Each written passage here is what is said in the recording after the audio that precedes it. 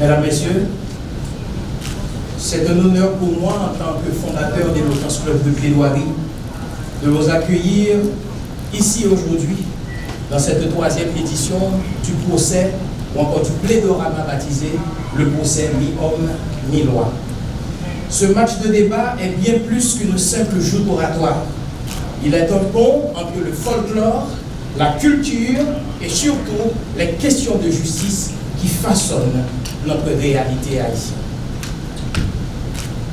Cette nouvelle génération d'orateurs et d'oratrices promettent d'exhiber leur couleur d'éloquence, de réflexion et d'improvisation. Et n'oubliez surtout pas que l'improvisation, c'est un chèque tiré sur la culture tout en révélant des perspectives inédites sur l'exposé factuel. C'est dans cette arène de l'esprit et de la parole que ces jeunes prodiges de l'art oratoire feront honneur à notre héritage, prouvant qu'ils sont les dignes successeurs de ceux qui les ont précédés.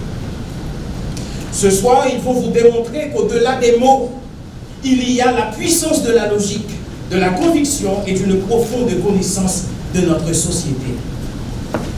Le procès mi-homme mi-loi touche à des remises en question.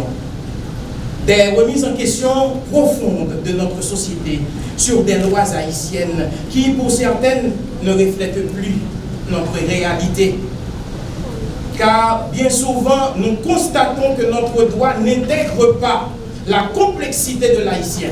Nous avons en Haïti un droit dans lequel le peuple lui-même est absent.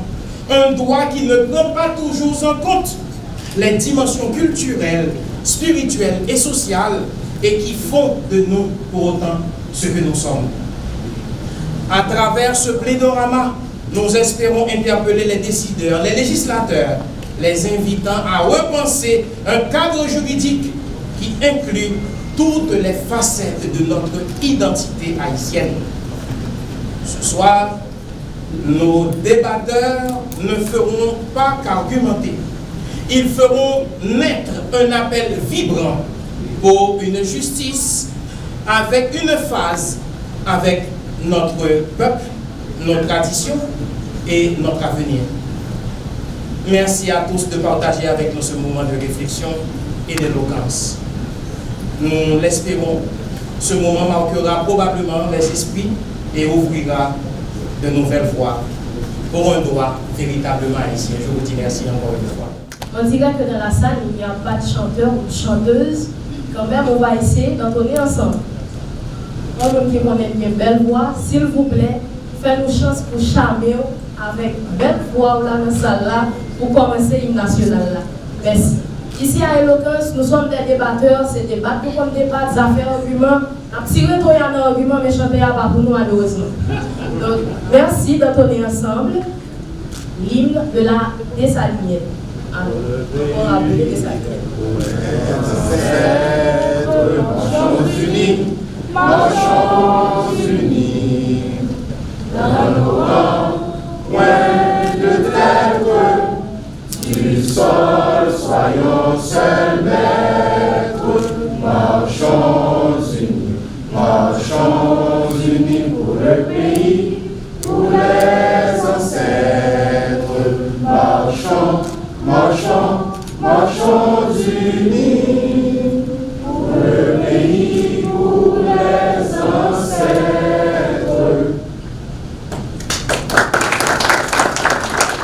Nous allons maintenant poursuivre avec la présentation des membres du jury, mais également des différents membres des équipes demanderesses et défenderesses.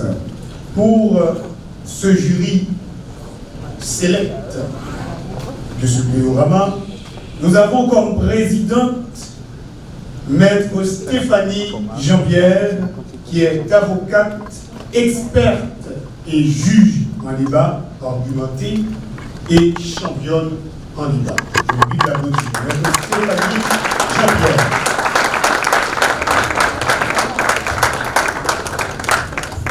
Nous continuons avec Monsieur Docteur, le titre est important, Docteur Wesley Joseph.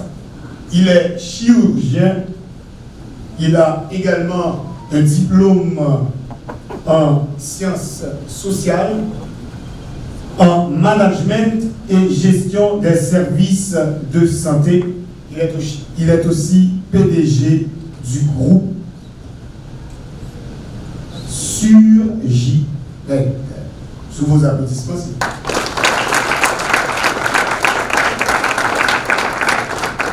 Je dois vous dire que moi-même, en tant que jeune académie créole, comme petite club là, c'est une fierté pour moi aujourd'hui pour me présenter Mickey Julien. Il est l'un des membres du jury. C'est bien Maître Mickey Julien à présent. Il est avocat au barreau de Port-au-Prince, ancien débatteur depuis 2016 à Éloquence Club de Terroirie et aussi formateur en débat à l'Institut de leadership et d'art oratoire depuis 2 ans. Sous vos applaudissements, mesdames et messieurs.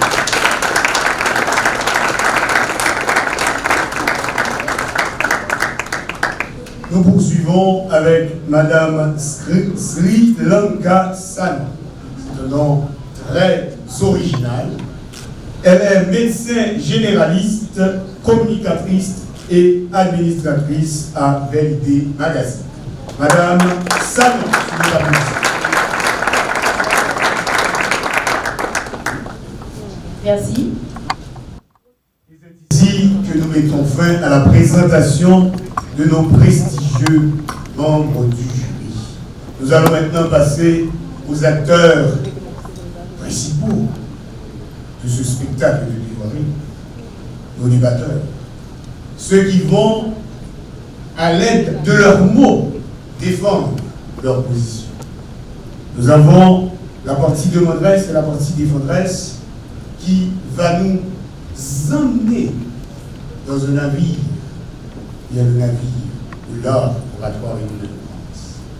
Madame Myrta, je vous prie de présenter les membres de la partie demanderesse qui avanceront et prendront place au fur et à mesure que leurs noms seront cités.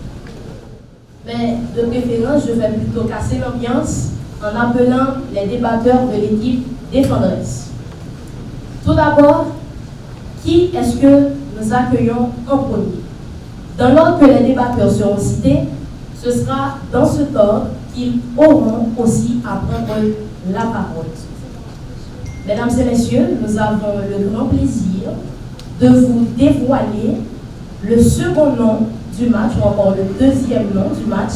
C'est bien Mademoiselle Tyler Ancy Lazare.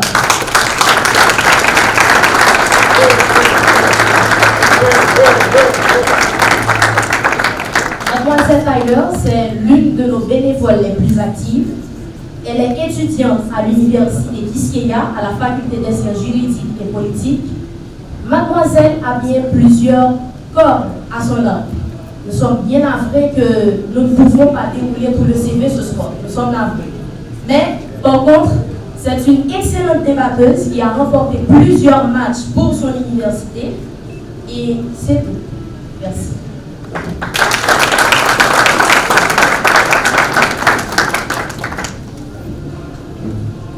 Nous poursuivons pour la partie demanderesse. La première personne qui aura à prendre la parole, c'est bien M. Fatsendi Sepierre.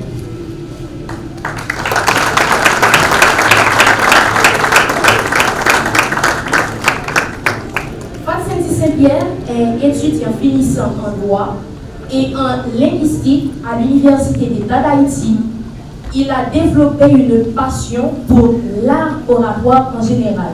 Champion de plusieurs concours littéraires, c'est un honneur de l'avoir ici, dans l'équipe de Madresse. Merci.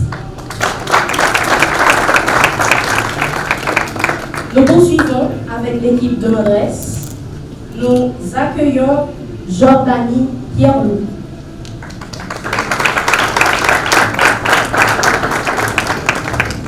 Monsieur Jordanie Pierre-Louis incarne, selon sa biographie, l'excellence et la passion pour le savoir, traçant un parcours exemplaire qui reflète sa détermination à devenir un leader influent. Il est un étudiant finissant en sciences juridiques à la faculté de droit et des sciences économiques de Port-au-Prince. Il élargit également ses horizons en relations internationales à l'Institut national d'administration, de gestion et des hautes études internationales. Il est notre deuxième avocat débatteur de la partie défense.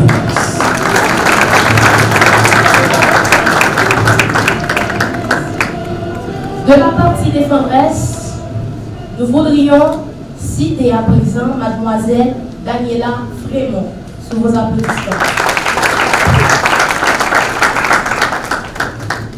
Daniela Frémont est étudiante en sciences juridiques à la faculté de droit et des sciences économiques, praticienne en droit, certifiée en psychocriminalité et elle est également membre à Éloquence Club de plaidoirie. Merci. Nous continuons avec mademoiselle Ricardi Jacques, mémorante en sciences juridiques à la faculté de droit et des sciences économiques de Port-au-Prince, de l'Université d'État d'Haïti, membre actif et débatteuse de la génération Utah au sein de l'Éloquence Club de plaidoirie. Et je tiens aussi à souligner que mademoiselle Jacques est également une débatteuse internationale car elle a participé au deuxième match international de débat opposant Haïti et la France en janvier 2024. Elle est la quatrième avocate débatteuse de la partie de l'Ouest. Merci. Donc, aujourd'hui, nous sommes parmi nos pairs, bien sûr. Exactement. Entre débatteurs internationaux, nous venons de recevoir une de nos pairs. Nous aussi, nous sommes des débatteurs internationaux.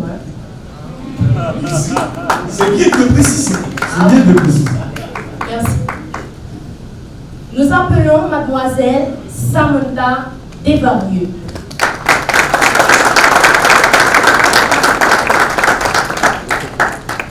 Mesdames et messieurs, je dois vous dire que nos débatteurs sont aussi vendeurs. Mais vendeurs disent là, ils vont pour tout parce qu'ils doivent vendre. Samantha Desvarieux, suivant son profil, nous a dit qu'elle est une jeune fille fougueuse. Nous allons voir ça dans le débat. Dévouée. Elle est aussi étudiante en sciences juridiques et en sciences du langage à l'Université d'État d'Haïti. Désireuse d'acquérir de nouvelles compétences et de se perfectionner en art oratoire, elle a intégré Éloquence Club de plaidoirie. Donc, je crois que ce soir, Samantha, tu auras tes résultats. Merci.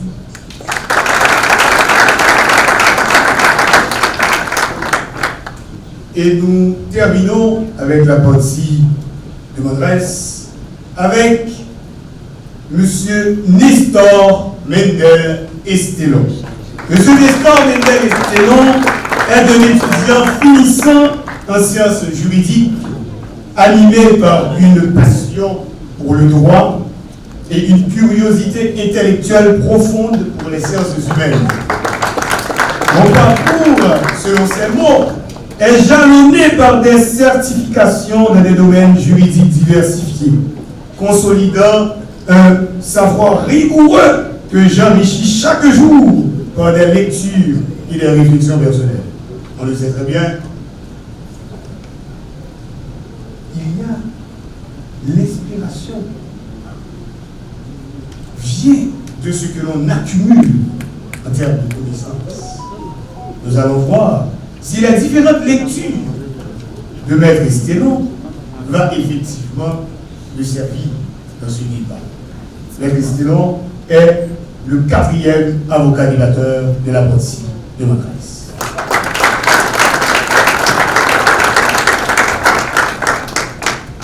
Et en dernier lieu, de la partie défendresse, nous citons le nom de Richie Daniel Laurent. Sous vos applaudissements.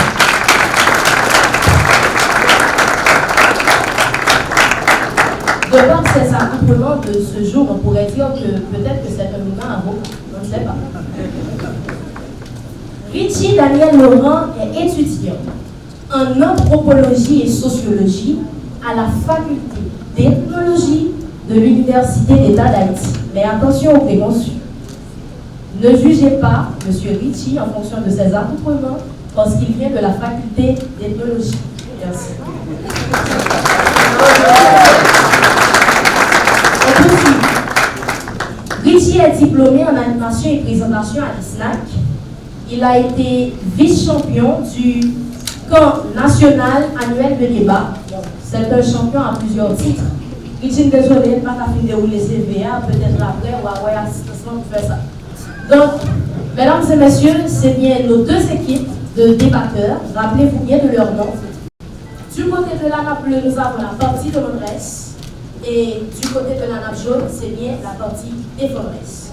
Nous avons Maxime Saint-Pierre, Jordani Pierre-Louis, M. Dame vient d'en chauffer, ça va passer sous table là, discussion sous discussion. Ricardi Jacques, Nestor, Mendel et Stéphane. De la partie des Fondresses, nous avons mademoiselle Tyler Ansi Lazare, Daniela Frémont, Samantha Desvarieux et Richie Daniel Laurent. Maintenant, il est important pour nous autres, maîtres de cérémonie, de vous faire savoir pourquoi vous êtes là aujourd'hui. Quel est l'objectif de ce jour? Vous êtes invité à un débat, vous voyez des débatteurs, de partis, mais quel est le problème qui nous a réunis ici aujourd'hui? Maintenant, nous allons passer à la lecture de l'exposé factuel, mais avant tout, nous devrions vous dire que nous avons deux personnages qui sont représentés parce que les faits, le débat se déroule surtout autour de ces deux personnages. C'est bien M. Marc Séraphin qui est un grand commis de l'État.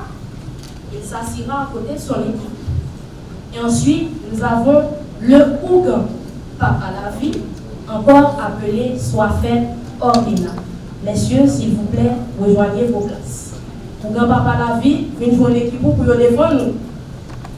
Marc Séraphin.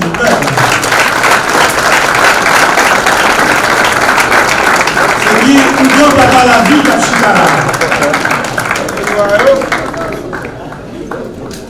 Nous devrions vous dire que nous sommes dans le cadre d'un procès fictif. Bien que le fait a été bien relaté dans la réalité, mais par contre, les noms, ce sont des noms fictifs.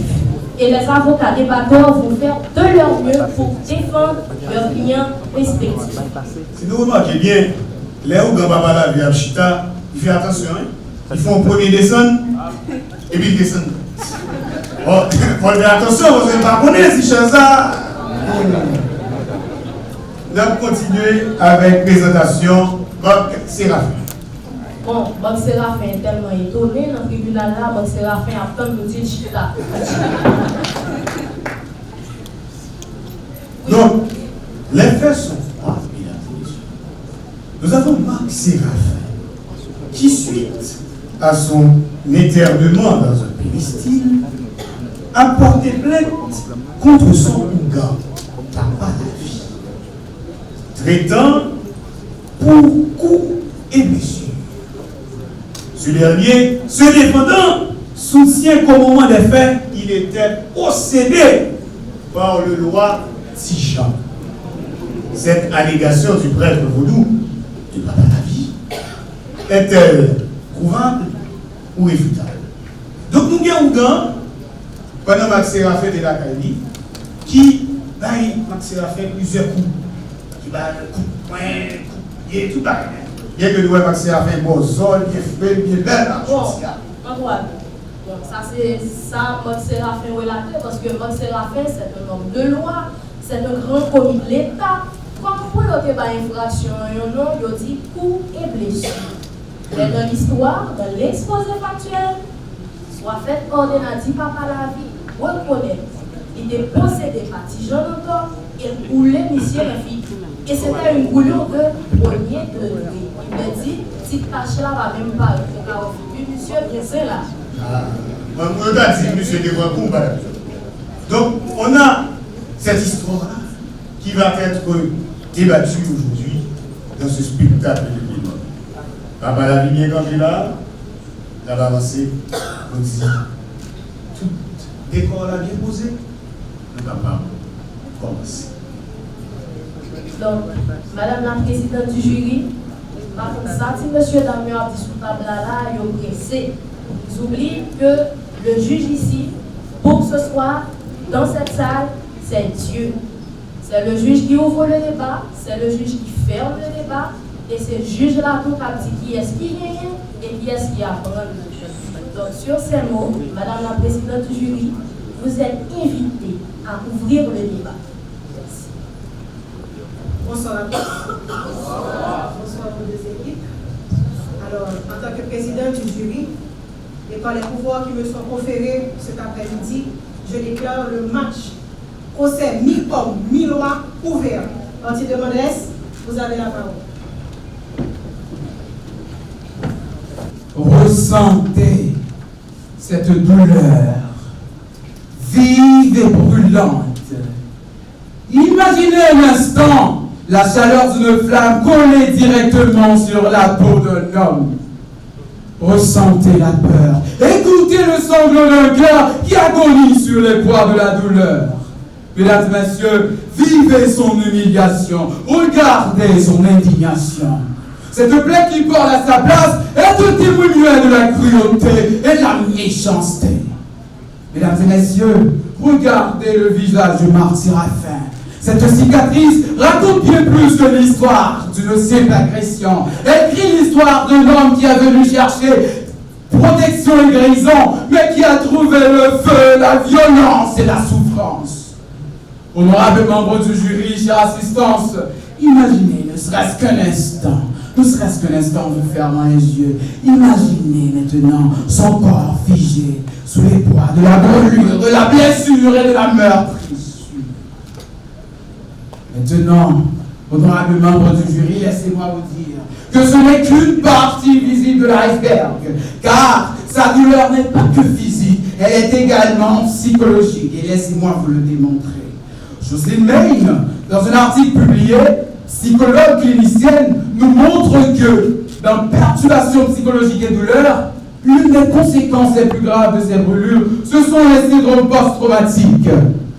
Des cauchemars, des réviviscences, des images d'horreur, et avec la peau qui pend, et avec la sensation d'avoir vu sa propre mort. Quelle horreur, quel effroi, et quelle effroyable frayeur. Mesdames et messieurs, ici dans cette salle résonne plus qu'un simple écho de débat juridique, car nous ne jugeons pas seulement un homme, mais nous pesons les fondements même de la justice. Oui, de la justice. Et cet acte qu'il a perpétré, mesdames et messieurs, cet acte qui est survenu sous les yeux de témorifiés, n'a rien de sacré. Et il faut appeler un chat par un chat. Et Albert Camus nous dit, mal nommer les choses, c'est apporter plus de douleur à ce monde. C'était pas sacré, ce n'était que violence et barbarie, une atteinte même à la dignité d'un être humain. Honorables membres du jury, cet acte perpétré à ce monsieur Marc Séraphin, elle a également des conséquences juridiques. Et laissez-moi vous le démontrer. Mesdames et messieurs, honorables membres du jury, chère assistance, la responsabilité pénale et civile de cet homme doit être engagée. Et pourquoi? Des faits sont là, ils sont palpables. Et voilà. Des coups et blessures ont été infligés à Marc Séraphin par le soi-disant Ougan soit fait ordonnant dans un cadre soi-disant spirituel. Mis en cause, il évoque la possession par le loi figeant d'un tort pour se dédouaner de ses responsabilités. Mais laissez-moi vous dire, honorable membre du jury, que la notion de responsabilité est fondamentale dans le domaine du droit. Et j'ai encore lu, juriste linguiste l'a défini dans le vocabulaire juridique comme étant l'obligation de répondre de ses actes devant la justice et d'en assumer les conséquences. Oui, d'en assumer les conséquences.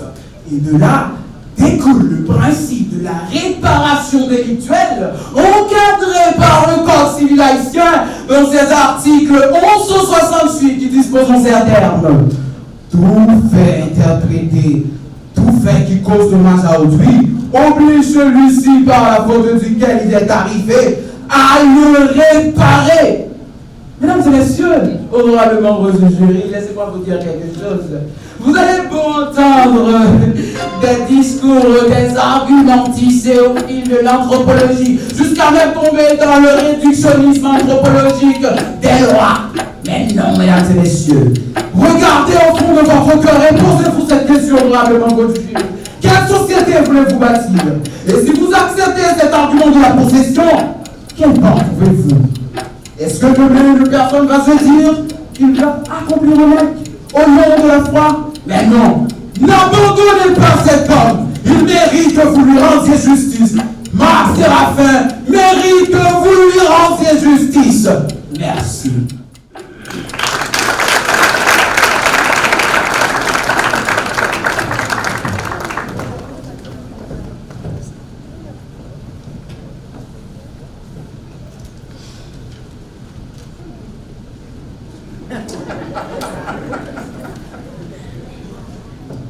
Quelle déception pour nous de la partie défenderesse de constater comment la partie demanderesse ose camper les gras de la pire espèce qu'est Marc Séraphin, comme une victime, un homme bon, un homme pieux. Au contraire, nous n'allons pas nous laisser intimider. Au contraire, nous sommes honorés de défendre un guérisseur, un chevalier des temps modernes, un homme saint d'esprit, dénommé Ordenas Parfait, dit Papa la vie. Mesdames, Messieurs, honorables membres du jury, regardez bien cet homme, assis sur le banc des accusés. Cet homme-là a 1000 fois sauvé des vies, guéri des maladies, que même la médecine occidentale ne saurait se prononcer. Il a procédé aux guérisons avec des éléments inimaginables, comme le feu, manger des objets métalliques. Comment peut-on croire qu'une personne non possédée puisse cracher du feu, manger des objets, des bouteilles de verre? J'ai moi-même assisté à une scène comme telle chez le Ougan Bilolo. Un Ougan possédé par le Papa Ogou qui mangeait des bouteilles de verre. Mesdames et messieurs, imaginez une personne ayant toute sa capacité de réflexion puisse manger, il a mangé bouteille, morceau bouteille, dis-nous. Il crase dans ma bouche, il valait, on goûte sang va sortir. Avant de prononcer tout autre verbe, permettez-moi d'être votre chandelle qui a vos esprits. En modifiant, clarifiant, en rejetant les dires que l'équipe adverse ose appeler argument. Nous tenons de prime abord mettre l'accent sur un mot qui s'avère être un mot qui représente l'enjeu majeur de ce débat, qui sans aucun doute préoccupe l'esprit de tous les Haïtiens et qui mérite d'être abordé avec l'attention la plus divisée que possible, puisqu'il s'agit de sortir du naturel pour se diriger vers le surhumain, qui d'après le dictionnaire français est ce qui apparaît comme ce qui est au-dessus des forces naturelles humaines.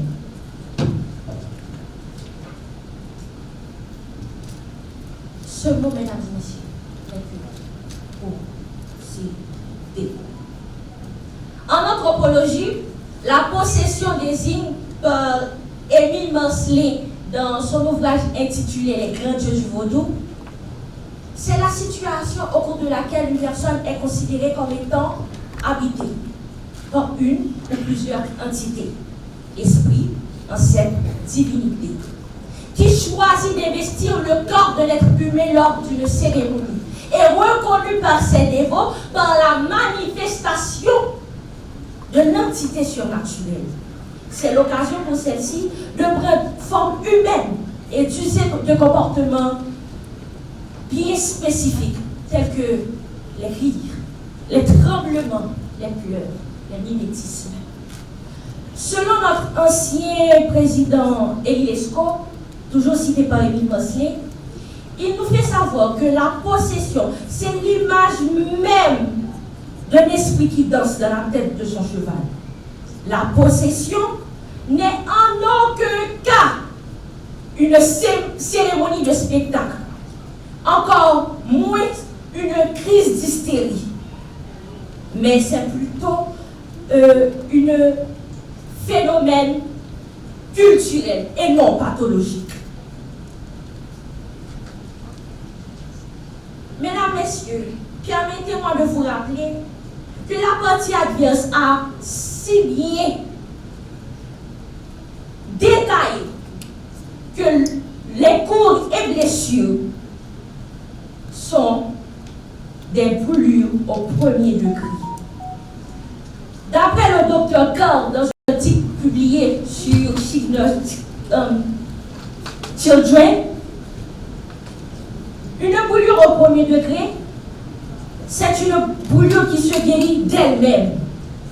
Et elle ne laisse aucune cicatrice. Regardez bien le visage de M. Séraphin. Où est cette brûlure? De manière... Où se trouve cette brûlure? Je ne le vois pas. Mesdames et messieurs, il existe un vide juridique dans le système haïtien. Je vous prie, honorables membres du jury, de prendre en compte de ces chefs d'accusation. Merci.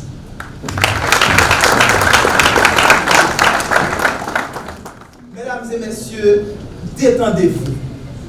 Calmez-vous. Nous ne sommes pas là pour intimider, mais pour apporter la lumière afin de permettre à cette institution si noble, si précieuse qu'est la justice de briller. Oui, comme l'a dit la partie adverse, c'est inimaginable. En plein 21e siècle, on ne saurait accepter que quelqu'un puisse utiliser le feu, une chandelle, pour commettre des atrocités aux autres, prétextant qu'il était possédé par un loi. Également, nous venons de constater que la partie adverse est en train de minimiser les atrocités, les souffrances que connaît encore M. Marc Séraphin. Honorables membres du jury, chère assistance,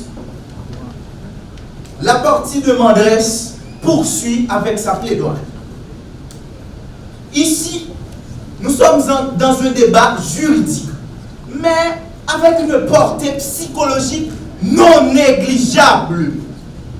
Car il est question d'un docteur-feuille dénommé Soifet Ordena qui a volontairement brûlé au visage M. Marc Séraphin avec une chandelle. Oui, mesdames et messieurs, il a intentionnellement brûlé au visage M. Marc Séraphin. Juridique, nous avons dit, puisque l'acte perpétré à l'encontre de M. Séraphin est un fait, et ce fait est encadré par la loi. Le Code pénal haïtien, en ses articles 254 et suivants, qualifie ce genre d'acte de coups et blessures volontaires. Et le vocabulaire juridique de Gérard Cornu définit les coups et blessures volontaires comme étant une atteinte intentionnelle, oui, j'ai bien dit, une atteinte intentionnelle à l'intégrité physique d'une personne. Et ceci est considéré comme une infraction. Mesdames et messieurs, je viens de dire que les coups et blessures volontaires sont des infractions. Jules Baptiste, juriste, spécialiste en droit pénal, définit l'infraction comme étant la violation d'une règle de droit pour laquelle il existe une sanction pénale. Et pour parler d'infraction, il faut obligatoirement la réunion simultanée de 3 éléments. D'abord, nous avons l'élément matériel. L'élément matériel correspond à la réalisation, la commission d'un acte causant un dommage. Et dans ce cas bien précis, M. Marc Séraphin a bel et bien subi un dommage. En l'occurrence, une brûlure au visage, au premier degré, selon le certificat médical de l'hôpital universitaire de la Foi. Et mesdames et messieurs, il faut le dire, il existe un lien de cause à effet entre la frappe subie avec la chandelle au visage, la brûlure qu'avait eu M. Marc Séraphin et la souffrance qu'il endure encore aujourd'hui. Et deuxième élément, c'est l'élément moral. L'élément moral ou encore le mens rea. Le mens rea renvoie à l'intention, à la volonté criminelle de ce Ougan assisté. Car il avait volontairement, intentionnellement manipulé M. Marc Séraphin en lui faisant croire en l'existence de prétendue loi dénommée Tijan d'Antor, comme quoi il devrait l'attendre pour clore la cérémonie. Mais, mesdames et messieurs, quelle aberration! En réalité, M. Soifet Ordena voulait extorquer beaucoup plus d'argent de M. Marc Séraphin, sachant qu'il est haut fonctionnaire de l'État. Comme quoi, depuis qu'on travaille dans l'État, ou bien bagaille dans le monde. Mais ce n'est pas le cas de M. Séraphin. Et en plus, nous pouvons dire que ceci traduit le caractère, le comportement cupide de M. Soifet Ordena. Mais ce monsieur, il n'est pas seulement cupide.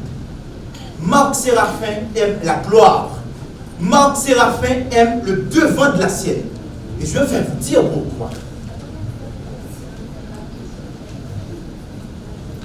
Pour Marc Séraphin, il n'est pas permis à n'importe qui d'accueillir, de traiter un haut fonctionnaire de l'État.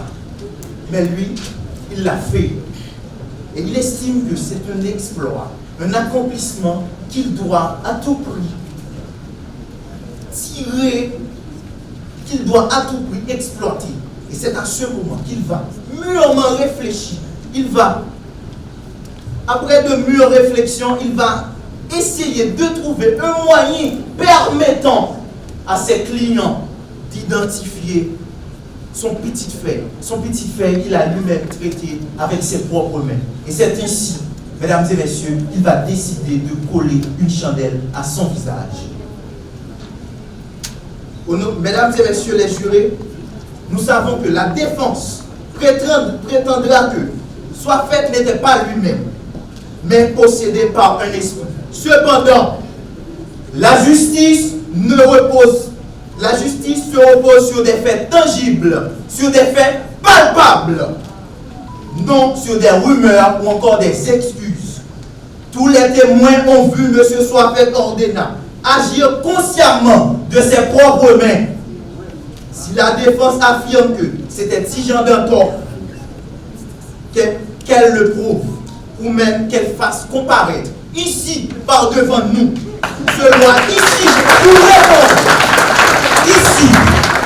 pour répondre de ses actes, car Reus in exceptione fit actor. Lorsque le prévenu soulève un moyen de défense, il lui appartient de le prouver. Merci.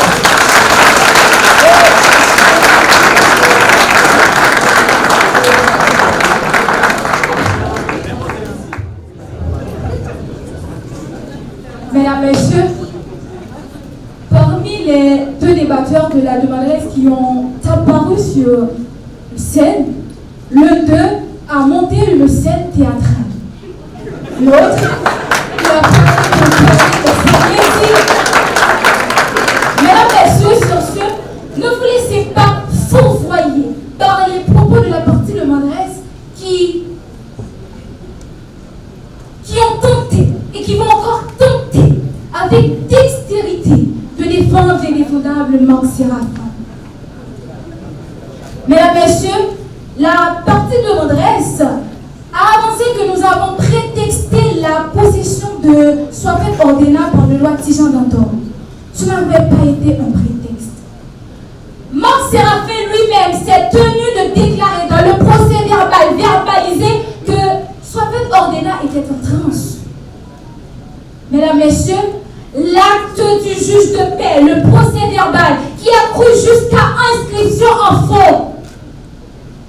Sur ce, Mesdames, Messieurs, nous disons que la partie de l'adresse a également fait un sophisme, le sophisme de la preuve par l'ignorance.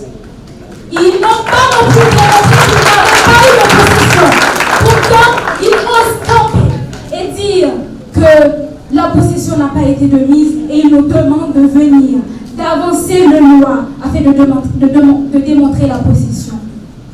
Mesdames, Messieurs, selon Pierre Blackburn, le sophisme est un faux raisonnement fait dans le cadre des arguments faibles pour les rendre plus forts. Sur ce, les arguments de la partie de l'adresse sont faibles, véritablement faibles, et non de la défense, nos arguments sont purement scientifiques. Marc Séraphin a cité Sophet Ordena en exigeant une somme importante en dommages et intérêts pour un estampage rituelique. L'estampage rituelique, mesdames, messieurs, était incontournable, obligatoire et même nécessaire dans le cadre de guérison du malade Séraphin. À cet effet, nous de la partie des Fandresses affirmons l'estampage rituelique a cimenté la guérison. Oui. Pourquoi nous disons cela?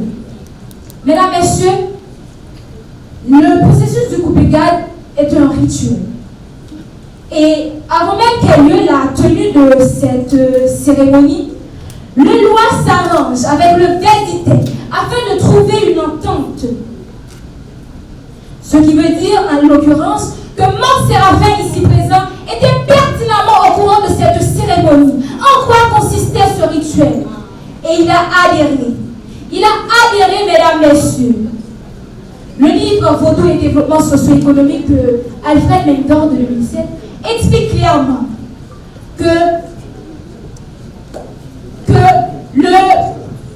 le livre de Vaudou de Alfred Mentor explique clairement qu'au moment de cette cérémonie, le loi peut se servir d'un rasoir, des tessons, dit chez nous, chouboutelle, d'une chandelle et même d'un bistouri.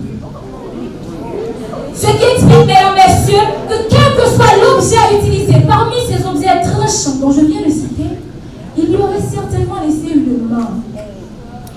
Mesdames, messieurs, Gad, dans un article écrit par Leila Adjoufi, publié le 24 juin 2017, explique que la Gad est une scarification.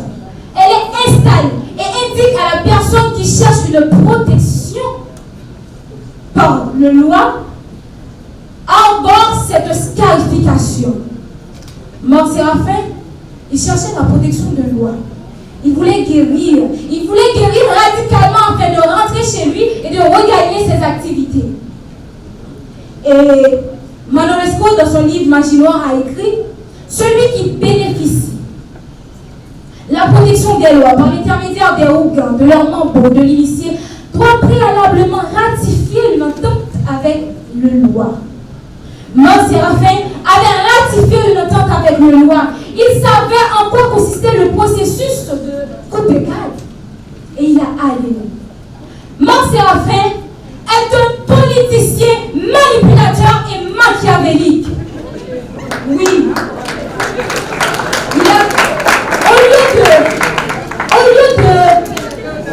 Au lieu de comprendre, d'apprécier le sacrifice qui lui a redonné la vie, qui lui a redonné le goût de vivre, il a plutôt vu une opportunité de se refaire une figure économique. Oui, si tel n'avait pas été le cas, pourquoi se jugerait-il lésé par le Ougan soit fait ordonnant? Pourquoi a automatiquement demandé dommages et intérêts une somme importante au lieu de demander l'incarcération de celui-ci?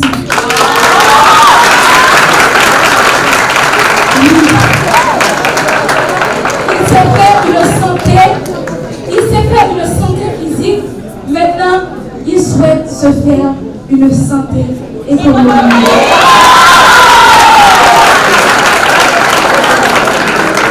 La partie de Modeste a avancé que c'est une cruauté, une méchanceté de la part de Soifet Ordena, parce qu'il...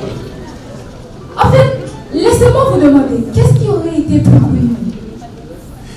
Laisser Marc Séraphin avec cellulaire épigastrique et dorsal, ou l'estamper pour guérir sa maladie?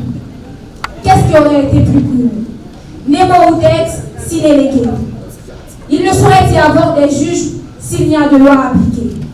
À cette phase de débat, nous invitons la partie de Modeste ici présente de soutenir un texte légal, pénal, qui prévoit et qui punit ce prétendu acte répréhensible qui sont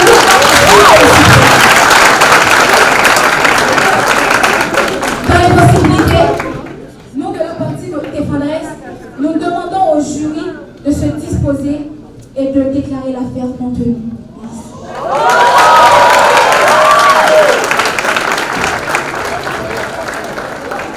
Nous avions prévu, mesdames et messieurs, la défense ose camper des arguments trompeurs pour vous berner. Et avant de continuer, je tiens à leur remercier pour avoir reconnu notre dextérité, c'est-à-dire que nous avons la capacité de bien défendre notre client. Et je demande pardon pour la défense, mesdames et messieurs, qui ne connaît pas les mots du droit. Ils cherchent pas les éléments légaux, mais je tiens à lire pour eux les dispositions de l'article 256-2 du Code pénal haïtien. Si les coups sont portés au visage, le coupable sera puni d'un emprisonnement de 6 mois à 2 ans.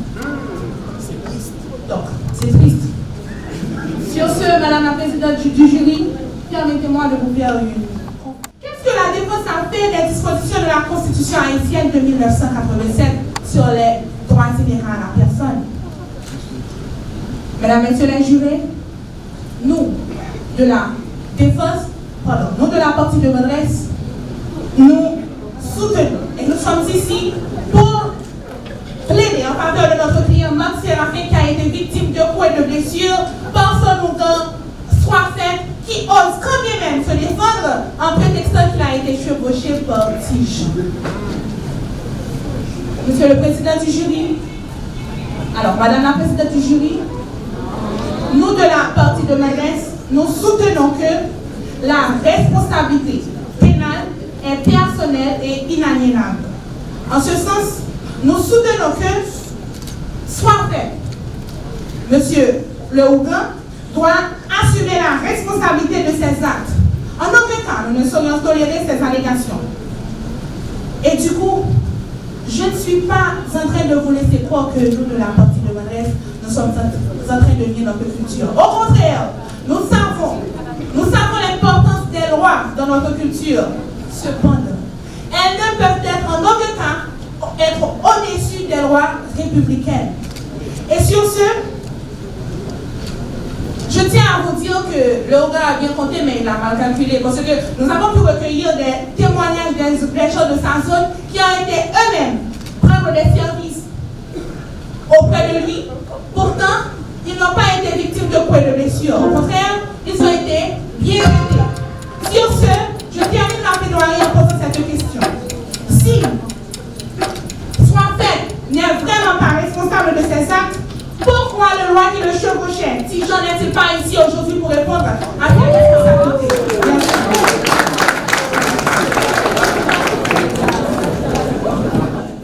Mesdames, Messieurs, honorables membres du jury, la partie adverse a maintes fois induit l'assistance en erreur en accusant M. Ordena Soifet de coups et blessures. Je suis ici pour redresser la porte. A-t-il un malade ici pour que la présence de M. Danton Tijan soit interpellée? Monsieur Ordena est un ougan intègre, honnête. Il a su guérir les maux de cet ingrat de la pire espèce par le biais de ce ce loi Tijan d'Antor qu'il devrait être reconnu. Sur ce, merci. Madame la présidente du jury, chers membres du jury, select assistance, je tiens à vous faire remarquer que la partie adverse, la partie demanderesse, a publiquement avili son client, Marc Séraphin, en disant mot pour mot, Marc Séraphin aime la gloire. Marc Séraphin aime le devant de la scène. Effectivement, Marc Séraphin aime la gloire. Et c'est pour cela qu'il a accusé Soifet Ordena, comme quoi il l'a brûlé. Marc Séraphin aime la gloire. Il cherche à augmenter sa popularité en tant que politicien malhonnête. Oui. Il cherche à augmenter sa popularité. Et nous ne laisserons pas faire. Oui. Nous sommes là pour défendre bec et ongle Soifet Ordena, honnête, un guérisseur qui sauve des vies. Nous, défenseurs acharnés de la vérité, avons déjà mis en exergue 2 points majeurs de notre plaidoirie, à savoir l'état de transe avéré dans lequel se trouvait Soifet Ordena et le vide juridique quant aux pratiques vaudouesses, particulièrement la transe. Nous avons démontré qu'après 8 heures de cérémonie, Soifet Ordena était possédé, il était chevauché par le loi Tijan d'Antor et il agissait sous l'emprise de ce dernier. Oui, chers membres du jury, select assistance, la main qui a posé la chandelle sur la joue gauche de Marc Séraphin est bel et bien celle de Soifet Ordena. Mais écoutez bien, cette main n'était pas dirigée, elle n'était pas commandée par Soifet Ordena lui-même, mais bien par le loi Tijan d'Antor. La partie adverse, dans sa volonté délibérée de dénigrer, de diaboliser Soifet Ordena, s'est contentée de déblatérer tout un ramassis d'absurdités sans avancer des arguments qui soient valables ou fondés. Après tant de discours pompeux, après tant de discours stériles, il est maintenant temps pour vous, chers contradicteurs, de tenter, je dis bien, tenter de vous rattraper en apportant des réponses claires et précises aux interrogations qui vont suivre.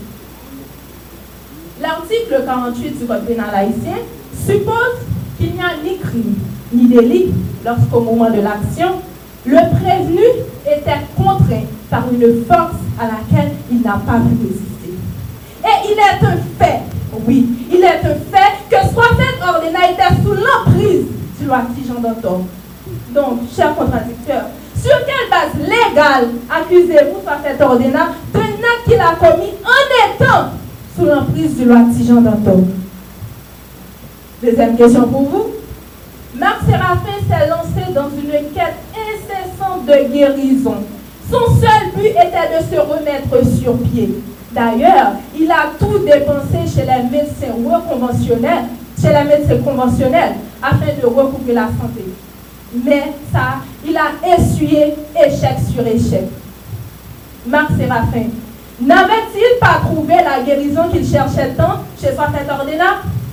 N'avait-il pas trouvé chez Soifet Ordena la guérison qui lui avait tant coûté chez les médecins conventionnels? Et pour finir, puisque ce débat est un débat purement haïtien, ce débat est un débat qui relève de notre culture, de nos us et de nos coutumes, je me permets de poser cette dernière question en créole. Nous minimiser loi, que ce soit loi Tijan d'Antor ou bien Soifet Ordena en tant que médecin fait, nous traitons de docteur fait. Eh bien, comment nous expliquer que Marc Séraphin, il y a les plusieurs docteurs, ici quoi à l'étranger, il n'y a pas une guérison. Mais quand il docteur ça, docteur fait, nous traitons malades, nous estimons que sont cinq docteurs. Comment nous expliquer que c'est la caille ça même, les jeunes guérison? Et bien sûr, le micro est là. Merci.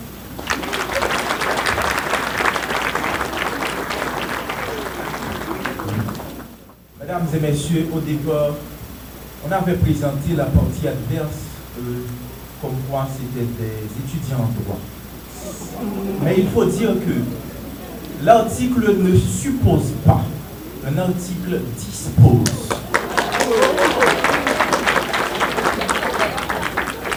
La partie adverse a parlé de vide juridique. Il n'y a pas de vide juridique. M. Marc Séraphin avait subi des coups et blessures. Et l'article 256, alinéa 2 du Code pénal haïtien prévoit cette infraction. Deuxièmement, la partie adverse a parlé de chevauchement. Mesdames et messieurs, nous sommes dans un débat juridique. Et en droit, tout ce qui est dit doit être prouvé. Comment prouver que monsieur soit fait ordonner a été chevauché? Et s'il est vrai qu'il était chevauché, que ici, aujourd'hui, Madame la présidente du jury, avant, nous demandons une suspension d'audience pour la partie adverse pour qu'elle puisse aller chercher ce loi Tijan et l'emmener ici pour être jugée. Parce que en droit, nous ne saurons accepter des choses qu'on ne peut pas prouver. Donc, il faut dire que, au regard de la loi, ce Rougan est un délinquant. Un délinquant prétextant utiliser le pouvoir maléfique pour commettre des atrocités à de paisibles citoyens. Il est un élément dangereux pour la société. Il doit être rééduqué. Oui, il doit être rééduqué. Et pour sa rééducation, il doit connaître la prison. Il doit goûter au crépuscule d'une liberté dérobée, selon les dispositions de l'article 256, alinéa 3, puisque le Rougan avait prémédité son attentat contre M. Marc Séraphin. Ainsi, nous nous assurerons que plus jamais, aucune personne ne prendra de faux prétextes pour commettre des actes de délinquance à nos paisibles citoyens. Merci.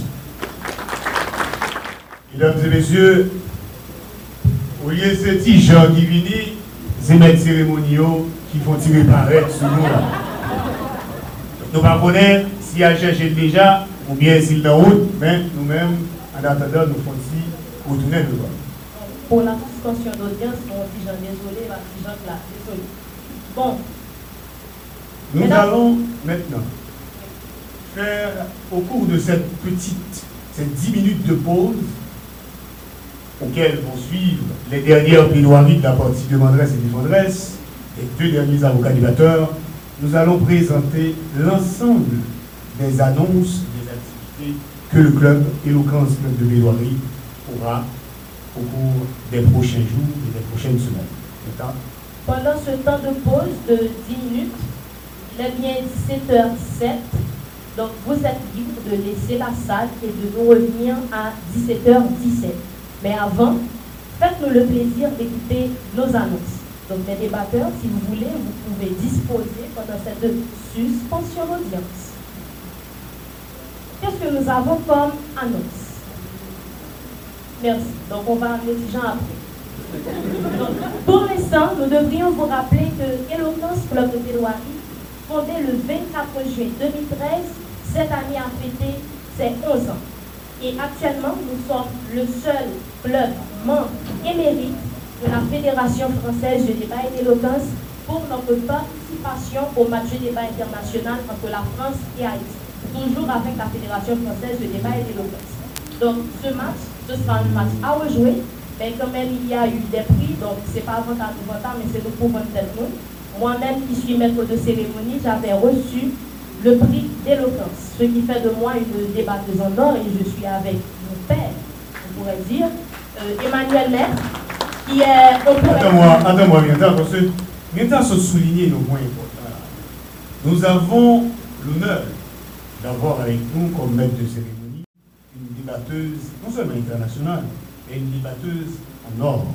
Pour nous qui dégatte match international, nous gagnons beaucoup de blancs, où il y a une femme qui, au cours de la dernière plaidoirie, montrait que nous-mêmes, en tant qu'Haïtiens, nous sayons tout culture, nous sayons tout connaissance, et nous sayons tout logos, ethos, pathos. Et nous avons... Moi fier, Mita qui t'aime parler de vous, Mita, qui t'aime parler de vous, moi fier pour me camper pour Mita, capitaine équipe, qui fait honneur à Haïti dans le match international.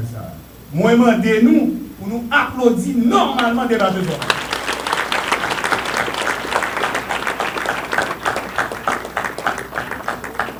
À Éloquence Club de Péloirie, notre slogan c'est bien grandissons ensemble. Donc c'est valeurs qui apprennent à apprécier valeurs. Ça fait plaisir que vous demandez un applaudissement pour moi, pour moi qui ne pas connaître. Mais il faut qu'on dise nous en tant que capitaine, pas qu'à amener bateau ça pour contre moi. Et bien Antoine à côté, le monde qui fait date Mathieu, on est Antoine, c'est nègre bateau. Parce que si c'est monté sous bateau, il a fait une excellente réputation. Donc, nous avons aussi avec nous Stevenson Pierre. Je ne sais pas s'il est dans la salle. Donc, nous 4 débatteurs, Maxa, nous 4 ça, nous présents jeudi. Même si Stevenson n'est pas là, je demande nous, s'il vous plaît, applaudissez l'équipe ça, qui te fait fierté pays en France. Maintenant, nous poursuivons à Éloquence, nous sommes toujours reconnaissants. Il y a un paquet d'élèves, lycée jeunes filles qui là. Mais nous... Honorables membres du jury, nous constatons qu'après 10 minutes, le loi Tijan Dantor ne s'est pas encore présenté dans la salle. Nous l'attendons encore 5 minutes. Mesdames et messieurs, nous venons d'écouter avec beaucoup d'éloquence comment la partie défendresse a admis que M. Soifet a commis cet acte délictueux. Ils l'ont décrit même étant comme un acte minime. Est-ce parce qu'un acte est minime qu'il n'est pas répréhensible? Je me demande. Deuxièmement, la partie adverse a admis que l'acte s'est réalisé dans un péristyle. Je me demande une seconde fois, est-ce qu'un péristyle est une zone de non-droit où l'on a le droit de punir, de tuer, qui pisait, de brûler, qui pisait, brûler vif. Mesdames, messieurs, la partie adverse, loin de moi de faire un cours de droit pénal ou encore de procédure pénale pour cette partie, a affirmé que M. Séraphin a demandé des réparations en dommages et intérêts pour se faire un nom. Mais M. Séraphin est dans son droit, puisque l'article 1 du Code d'instruction criminelle en son alinéa 2 nous dit que l'action en réparation causée par un crime ou délit ou par une contravention peut être exercée par tous ceux qui ont souffert de ce dommage. M. Séraphin est en train de souffrir de ce brûlure au premier degré. Souffrance physique, souffrance psychologique. Donc, M. Séraphin est dans son droit. Et nous, parti de Mendresse, nous sommes là en tant que défenseurs de la société pour punir, pour demander à ce jury ici présent de punir cet acte répréhensible. La partie de Mendresse poursuit. Vulneris magnitudo atrocitatem fecit. C'est la grandeur concrète de la blessure qui en détermine la gravité juridique. Mesdames, messieurs, ces blessures dont nous parlons ont été portées au visage de M. Séraphin. Rappelez-vous, les latins le disent, le visage est le miroir de l'âme. En blessant M. Séraphin au visage, M. Soifet ne s'est pas contenté seulement de blesser physiquement M. Séraphin, il l'a également blessé dans son âme. Et M. Séraphin souffre encore. Quelle souffrance! Mesdames et messieurs, ces causes et blessures dont nous parlons sont ancrées dans la mémoire même de la chair de M. Séraphin. Monsieur Séraphin, mesdames et messieurs, laissez-moi vous dire, est un homme simple, un homme de froid et de culture qui s'est tourné vers la tradition pour pouvoir trouver un remède. Car la médecine occidentale n'a rien pu faire. Mais malheureusement, après avoir été guéri par ce bon monsieur, ce bon monsieur, après avoir fait la guérison de ce monsieur, écoutez, il l'a humilié, il l'a trompé, sous prétexte qu'il était ingrat envers les lois Tijan, envers le loi Tijan. Excusez-moi, je pensais qu'ils sont plusieurs. Excusez-moi, je pensais qu'ils sont plusieurs, excusez-moi. Mesdames et messieurs, laissez-moi vous dire que cet acte relève du correctionnel et même du criminel. Ce prétendu Ougan a utilisé la croyance profonde de M. Séraphin pour le déposséder de sa dignité, le blesser de son intégrité. Il s'est servi des pratiques vaudou comme d'une voile masquée pour masquer ses intentions viles et sordides. Mesdames, messieurs, la loi est la lumière de la justice. Et la justice, nous dit Platon, est la lumière qui éclaire ce monde. À cet effet, le code pénal est clair. Les coups et blessures volontaires infligés à autrui doivent être punis. Et nous, parti de m'adresse, nous allons le prouver. Excusez-moi. Et nous, parti de m'adresse, nous allons prouver avec un ensemble de preuves cet acte odieux, irréparable qu'a commis le bon monsieur soit fait. En matière de coups et blessures, la nécessité de certificat de constatation médicale est nécessaire. À cet effet, le 16 mai 2017, le docteur Alex Petitsoin a émis un certificat médical de coups et blessures dans lequel il affirme avoir constaté sur la joue gauche de M. Séraphin une lésion ou brûlure au premier degré. Il l'a décrit ainsi. Et ce n'est pas tout. De plus, le juge de paix du tribunal de paix de Cabaret s'est rendu sur les lieux. Avant même d'avoir eu le temps d'interroger le bon monsieur Soifet, monsieur Soifet, avec une telle arrogance, affirma ceci.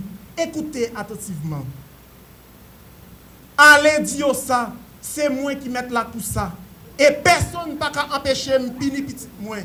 Après dire nous c'est grand monde. Et nous fout grand monde jusqu'à ce qu'ils nous fassent nous mal. Mesdames et messieurs, écoutez de tels propos de soi-disant guérisseurs arrogants qui puisaient.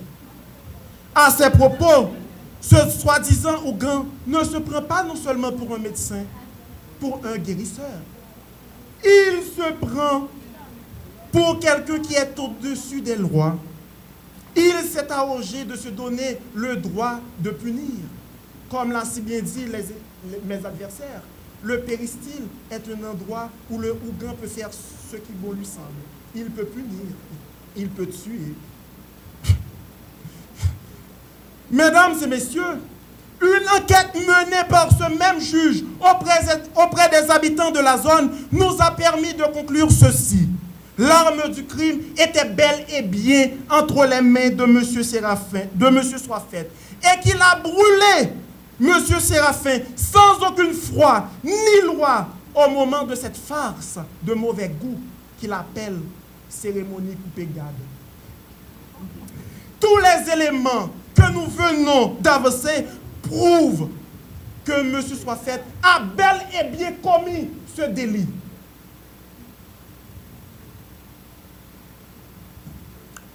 La partie adverse affirme que M. Soifet était sous l'influence du loi Tijan au moment de l'acte. Mais je me demande encore une fois, pourquoi a-t-il choisi le bon monsieur Séraphin ici présent un homme simple. Je me demande pourquoi a-t-il causé de tels préjudices à M. Séraphin.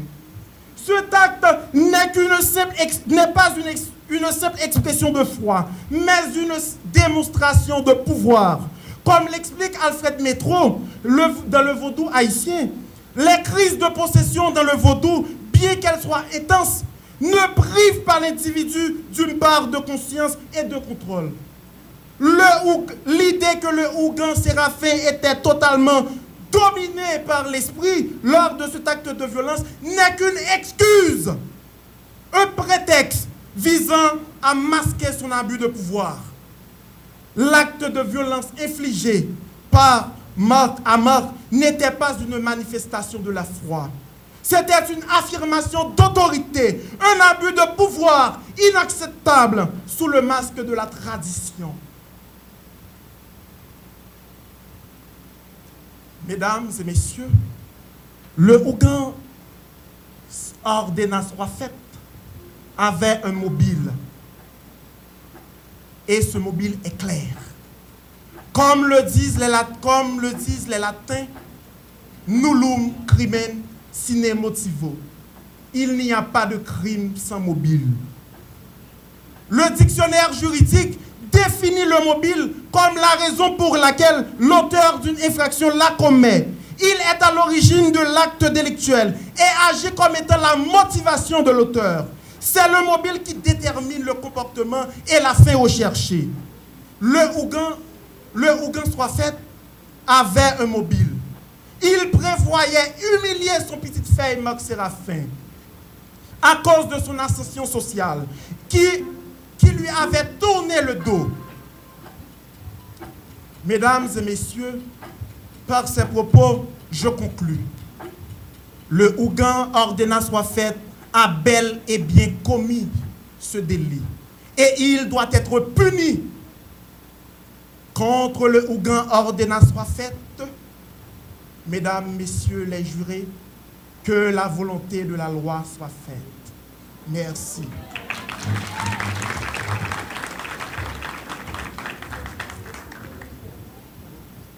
Aboudaï, les Bouddha fâchés contre le Chita.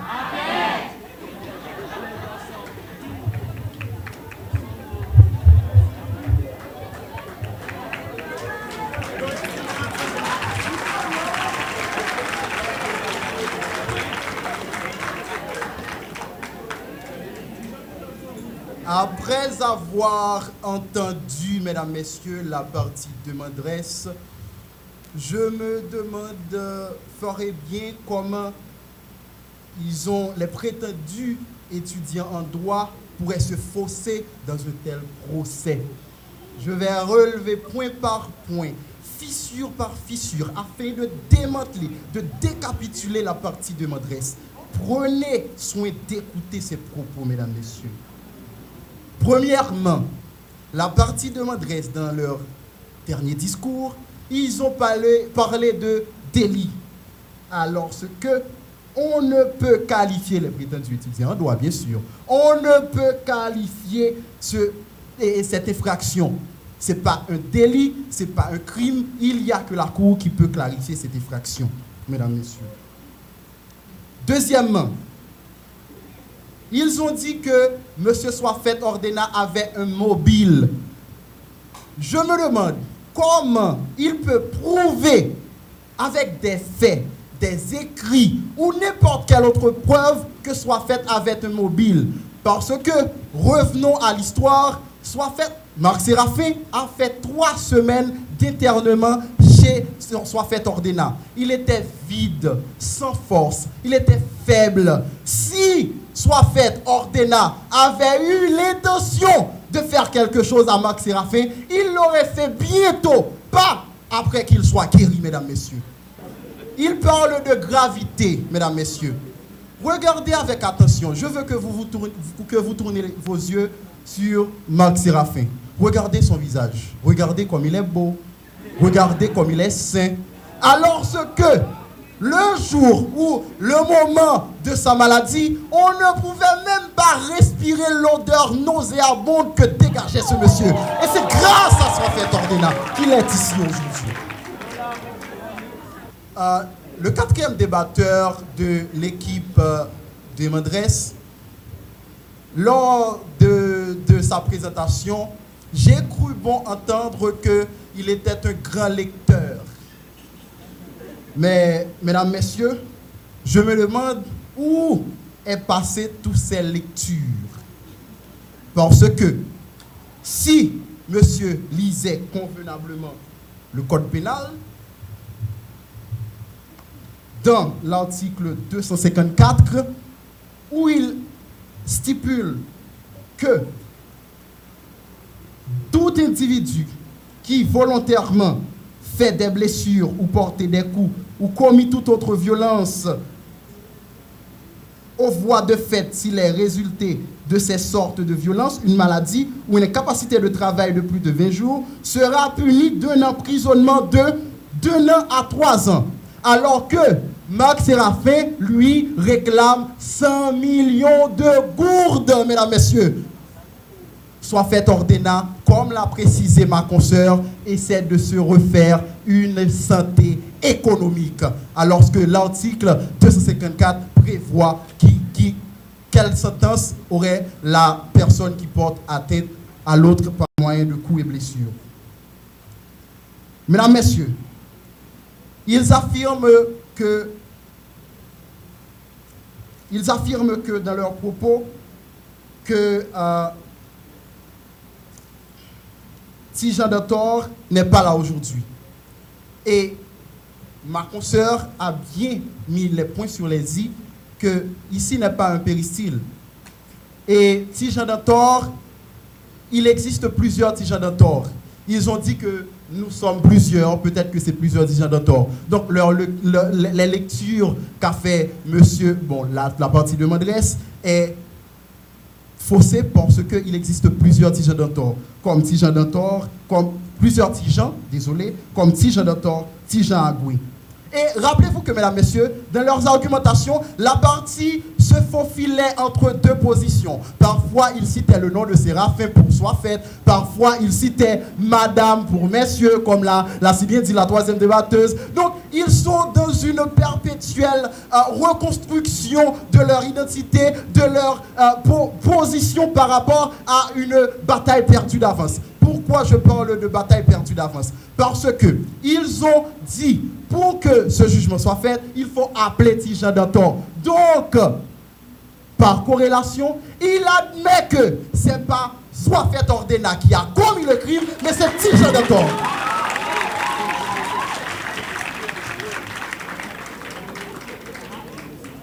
Revenons un peu en arrière.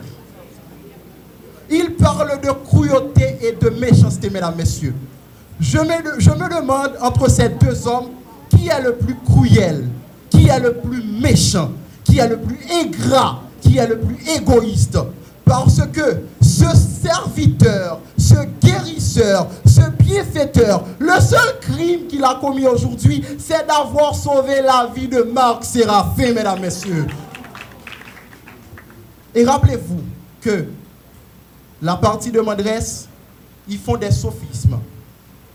Le premier, c'est le sophisme relaté par mes consoeurs, le sophisme de la preuve par l'ignorance. Comme ils n'ont pas de preuve que le loi Ti-Jean existe, il admet qu'il n'existe pas. Mesdames, messieurs, apportez des preuves, pas des mots, pas des verbes. Il reprend en plein 21e siècle. Oui, c'est en plein 21e siècle que nous sommes haïtiens. Et on connaît les réalités haïtiennes. Les réalités haïtiennes ne sont pas les réalités des autres pays. Et c'est pour cela qu'il ne faut pas prendre de l'hypocrisie occidentale et de faire la loi, la justice sur des lois basées, sorties de France. Je vais retourner sur ce point. En droit pénal général, il faut 3 éléments pour parler d'infraction. Ces 3 éléments sont, premièrement, le comportement. Deuxièmement, il y a le mobile. Et troisièmement, il y a l'intention, le préjudice. Deuxième élément, le préjudice, excusez-moi. Et troisièmement, il y a l'intention. À noter que, mesdames, messieurs, il manque 2 de ces 3 éléments pour parler de crime dans ce cas. Il manque le préjudice, il manque aussi l'intention. Pourquoi il manque le préjudice? Regardez, messieurs, soit fait. Il n'y a pas de préjudice corporel parce que selon le docteur Carr, une blessure au 1er degré, c'est une blessure qui se guérit par lui-même et qui ne prenne pas plus de 3 semaines. Et regardez comment soit fait, il est joli. Regardez-moi ça. C'est grâce à qui? Grâce à soit fait que Marc Séraphin est aussi beau, aussi joli, aussi coquin.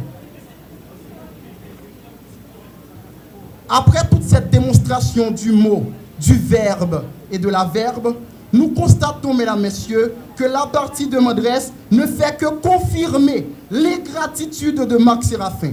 Ce qui nous pousse à nous poser une question pertinente et importante. Est-ce que dans le dictionnaire français, en lieu et place de la définition du mot ingrat, on ne pourrait pas mettre le visage de ce bonhomme? On pourrait faire aussi le même processus pour égoïste, méchant, opportuniste, trompeur.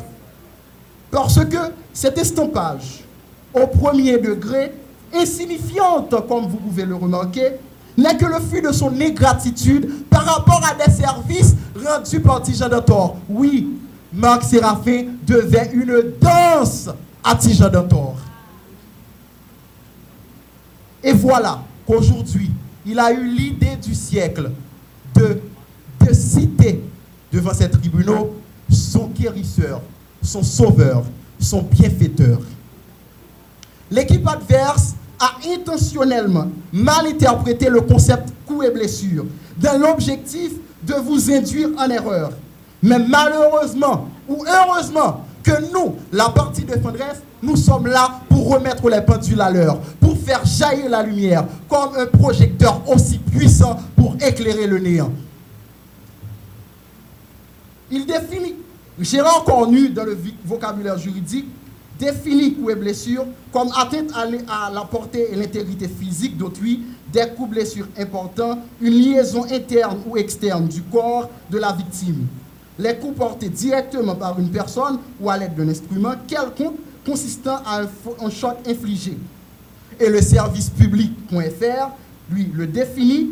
Le concept veut dire que l'auteur a délibérément cherché à blesser sa victime. On peut conclure qu'il n'y a pas de coups et blessures parce que soit fait Ordena n'a pas délibérément cherché à blesser sa victime. Il était en possession, il était en transe. De par sa définition ludique et lumineuse, on peut dire qu'il n'y a pas de coups et blessures. Papa la vie est innocent, car selon l'article 48 du Code pénal haïtien, il n'y a ni crime, ni délit lorsque le prévenu était en état de démence, au temps de l'action ou lorsqu'il était contraint par une force à laquelle il ne peut résister. Vous pourriez dire qu'il n'y a pas de force, il n'y a pas eu de force, ou que les lois n'existent pas. Détrompez-vous. Comment expliquez-vous le fait que simple humain mange du feu? Comment un simple humain peut manger du bouteille? Comment expliquez-vous, mesdames, messieurs, le phénomène des guédés où des hommes et des femmes aspergent, assaisonnent leur partie intime avec un mélange d'alcool et de piment que nous, on ne peut même pas respirer? Comment expliquez-vous ces phénomènes? Ou encore, comment expliquez-vous la révolution haïtienne où des gens démunis des armes, démunis des munitions, avec une simple cérémonie, la cérémonie de Bois-Caïman, a su vaincre la plus grande armée de l'époque. De ce fait, on peut conclure que soit fait Ordena était possédé, il était en transe. La partie de m'adresse a fait faux bon parce qu'il n'a pas su défendre, soit fait, n'a pas su défendre Marc Séraphin. Merci.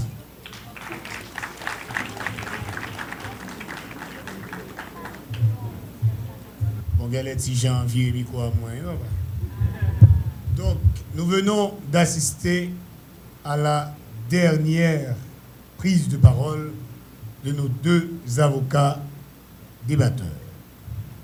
Nous allons maintenant passer à la délibération des membres du jury qui ont 5 minutes, et je veux que l'on soit un petit peu clair parce que je vois qu'il y a des palabres des 2 côtés. Le débat, il est terminé. Laissez-moi faire un rappel aux deux équipes. Concernant la réfutation, c'est à vous de vous lever, surtout la partie de Mandres. Donc, merci. Madame la présidente du jury, puisque c'est vous qui êtes Dieu, dans ce débat, est-ce qu'il y a réfutation ou non?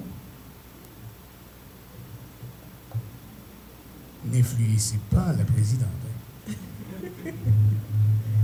Bon, j'accorde 2 minutes de temps de parole à chaque équipe. En écoutant Abou Daï, j'ai cru aller voir Petit Jean. Il n'est pas encore là, malheureusement.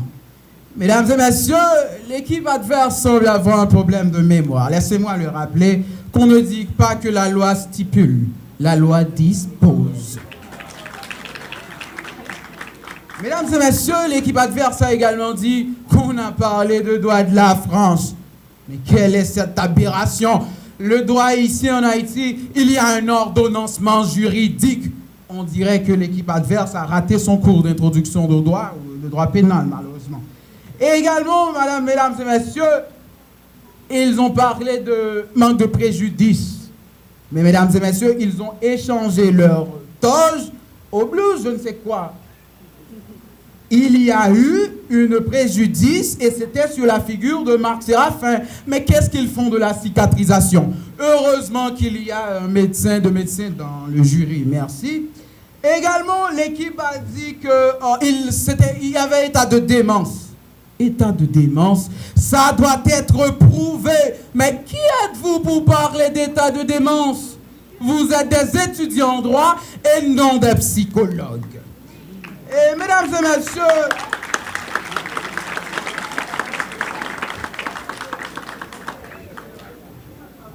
messieurs, on a présenté et on a dit bon monsieur Safet Ordena. Heureusement qu'on m'a présenté comme étudiant linguistique.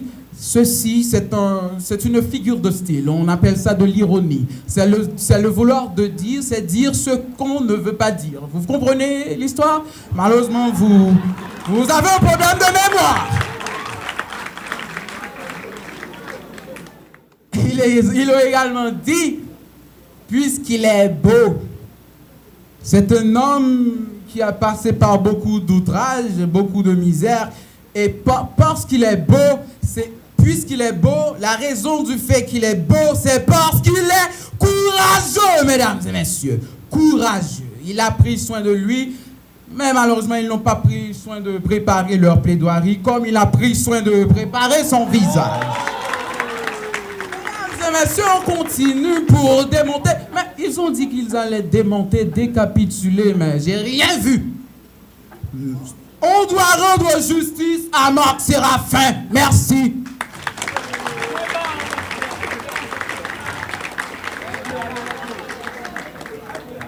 Chère partie de Mandres, ce n'est pas avec de l'émotion ni en faisant du bruit que vous allez convaincre votre auditoire.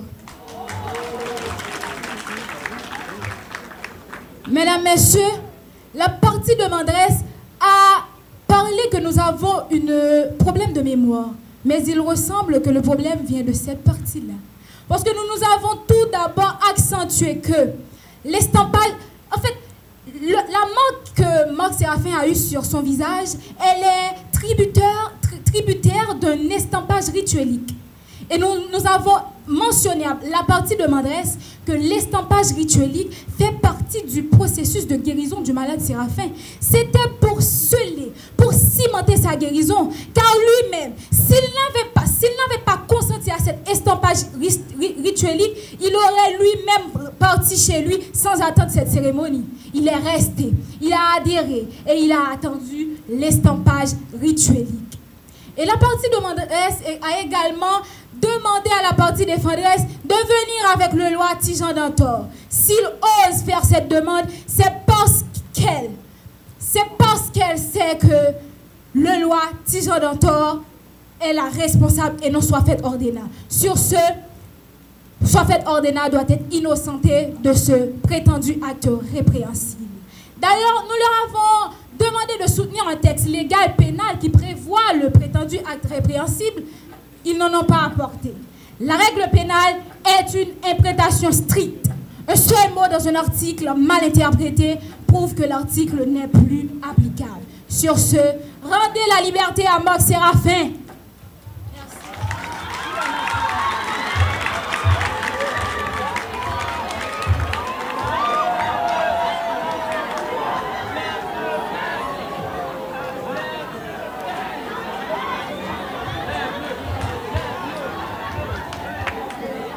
Ok. Oh. Ok. Ok. Il n'y a plus de réfutation. Merci. Il n'y a plus de réfutation possible.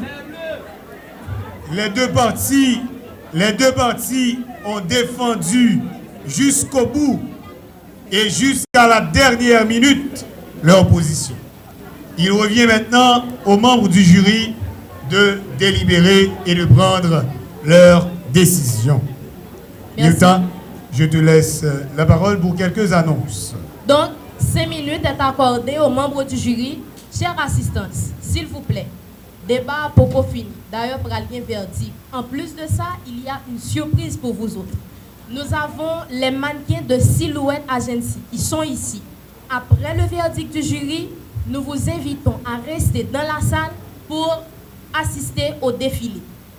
Maintenant, nous poursuivons. Ça arrive avec les débatteurs par la chaleur de l'imagination, par la fougue de la réfutation, ils ont des troubles de mémoire. Pas si pour autant m'a défendre non. D'ailleurs, nous avons un problème déjà. Ça a mis la salle en branle. Donc, ce sera au jury de décider sur qui a gagné ou qui a appris quelque chose. Parce que ici, nous n'avons pas de perdant.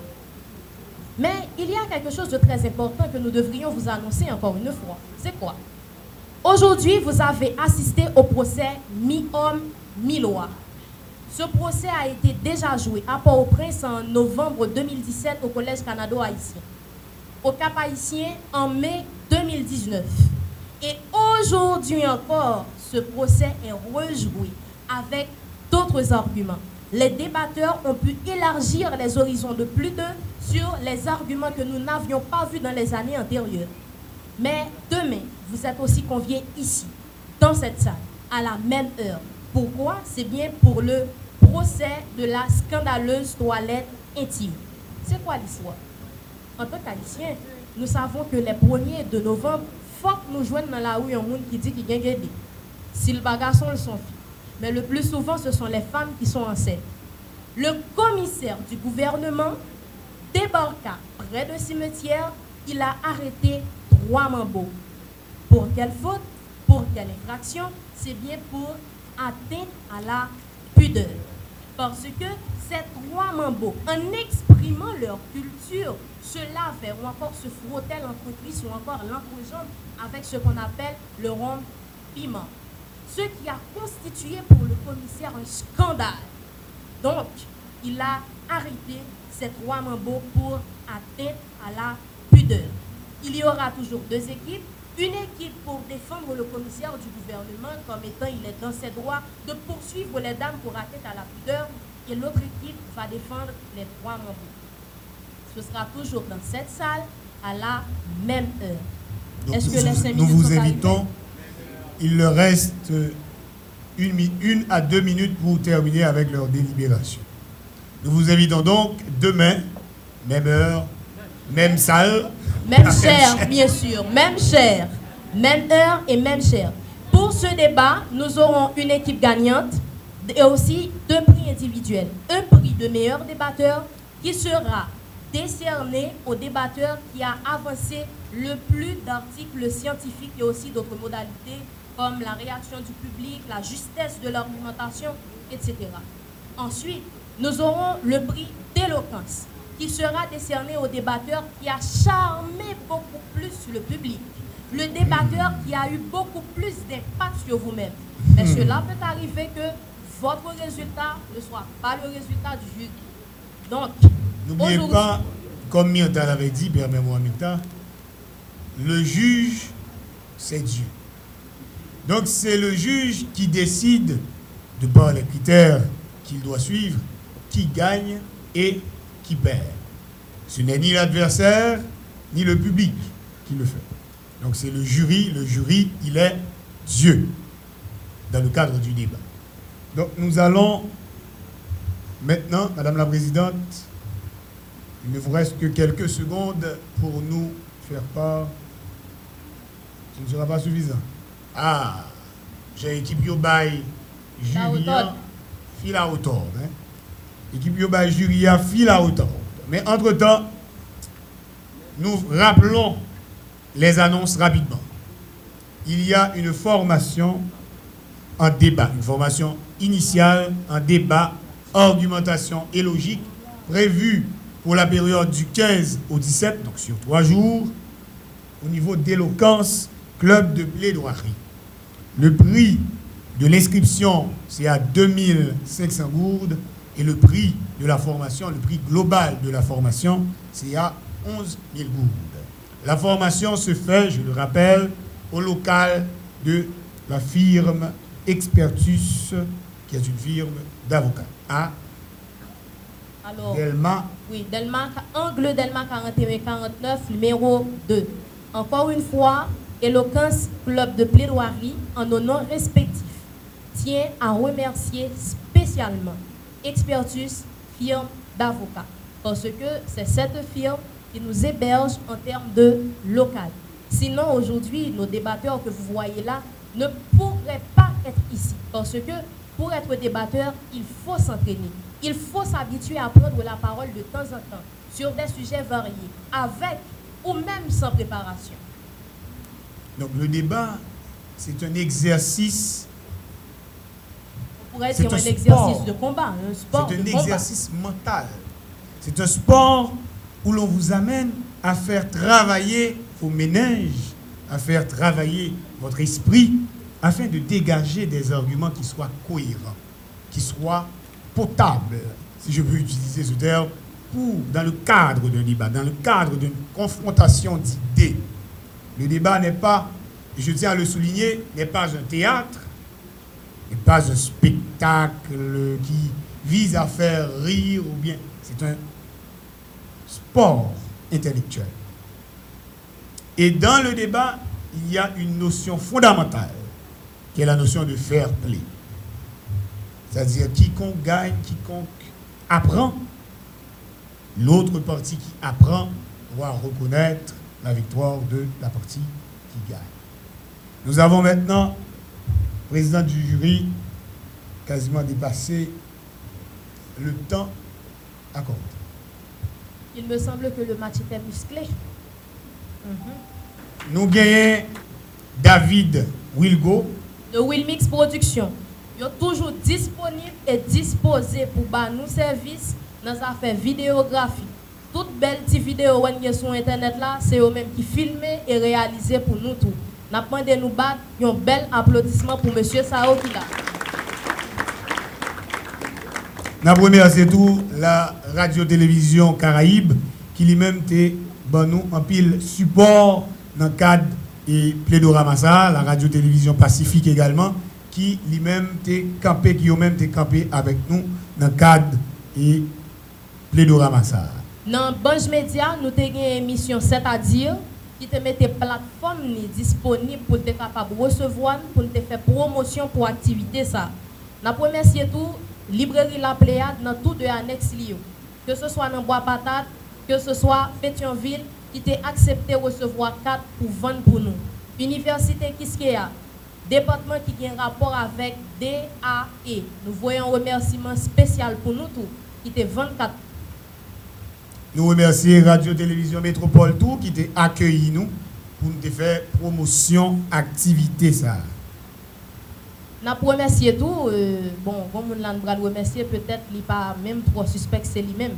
C'est l'ex-sénateur Jean-Renel Sénatus, qui est un membre d'honneur nous, qui te mette le livre dans la bibliothèque disponible pour nous, pour nous être capable de faire Plaidoramassa. Merci. Nous demandons pour nous applaudir toute aucune chaîne ou institution qui te soutenu nous pour ça. Bon, nous avons un background là qui dit nous, tel non oublié, tel non nous poco dit. Nous avons tout profité de un remerciement spécial pour tout collaborateur qui te supporté dans le temps que tu passé, pour ça que tu supporté pour aujourd'hui et pour ça tout qui est pour bon support pour l'autre activité que nous avons fait. Nous avons dit nous toutes merci. Madame la présidente du jury, pour une fois encore, nous allons demander des résultats.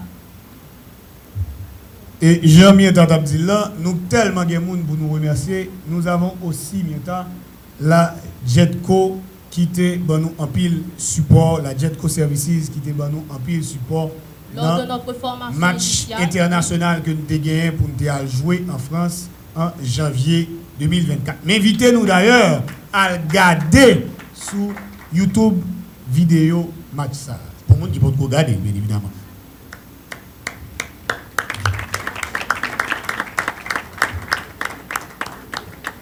Bon, j'aime ça, c'est les petits gens qui a compliqué dans mes jurys comme ça. Hein? Si gens est là, mais nous pas well. Si j'en vire yo à soya dans mes jurys.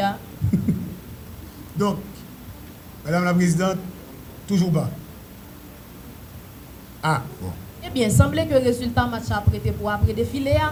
Les mannequins de Silhouette, est-ce que vous êtes prêts et prêtes?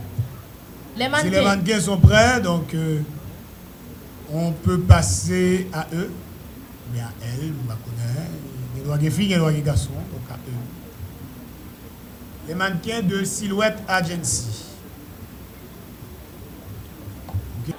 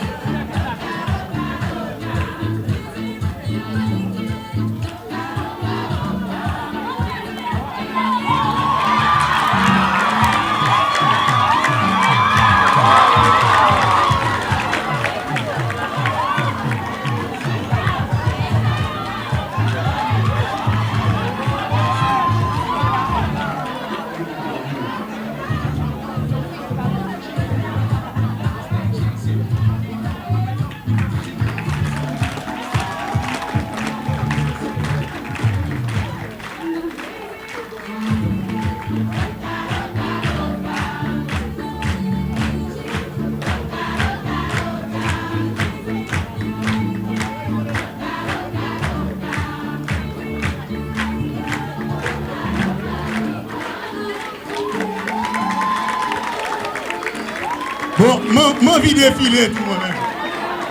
M'en vie défiler tout. DJ musique. DJ musique.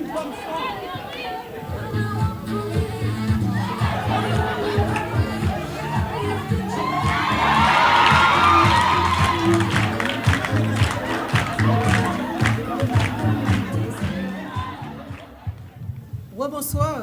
Bonsoir. Bon, sincèrement, je dois vous dire que ce match de débat, ça a été un match assez rude. Juger l'éloquence, les arguments, l'argumentation tout ensemble, sincèrement, ça a été un grand exercice. Et je crois que le défilé a un tout petit peu apaisé les choses, calmé les nerfs des deux équipes. Et je crois que les débatteurs sont prêts à recevoir le verdict. Alors, ne m'en tenez pas rigueur, le jury c'est Dieu, c'est lui qui décide qui perd et qui gagne, n'est-ce pas? Bon oui, qui perd et qui apprend. Pour le prix de l'éloquence, de commun accord, le jury a décidé d'appeler monsieur, madame, monsieur. Il faut dire que je suis l'assistante de madame la présidente. Parce que le mandem pour me rester, pour mettre le résultat. C'est baron qui est-ce? Oui. Qui est-ce que vous appelez? Madame? Bon, peut-être monsieur, je ne sais pas moi, ou bien madame, monsieur. Ou bien monsieur, madame.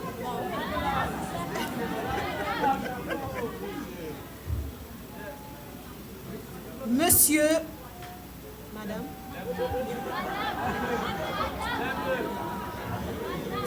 Cindy Saint-Pierre.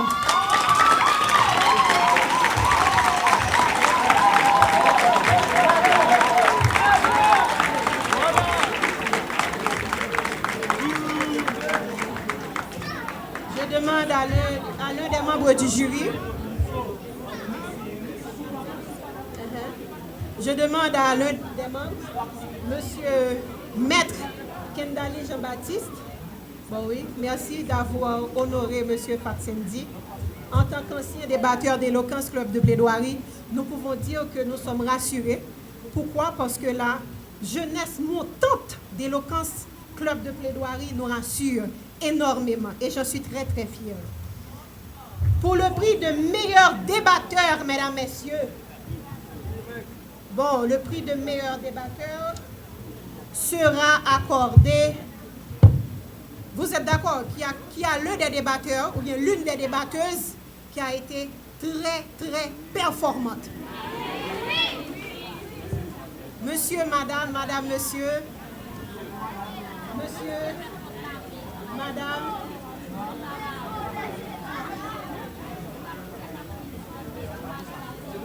Bon, je n'arrive pas à lire. Monsieur, madame. Madame.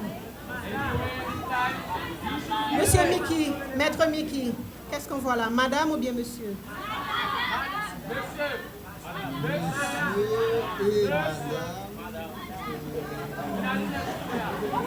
Daniela Frémont.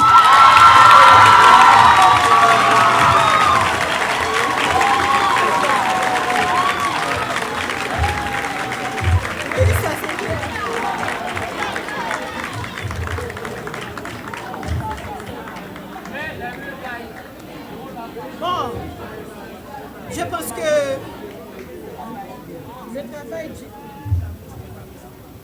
le travail du jury s'achève là, n'est-ce pas? Non, on nous avait demandé autre chose? Oui. Bon. Oh oui, l'équipe gagnante qui a remporté ce procès d'après vous. Les Bleus.